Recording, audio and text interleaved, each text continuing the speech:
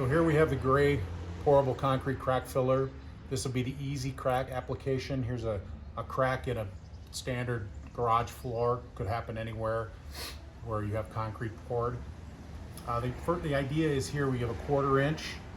But what you want to make sure of is a clean, and that's brush out sand, leaf, whatever out of the crack, so that it'll leave it clean. If you have to get a spatula, if you have to crack or you have to chip stuff out, that's fine too. But I would try to get this as clean as possible before you apply.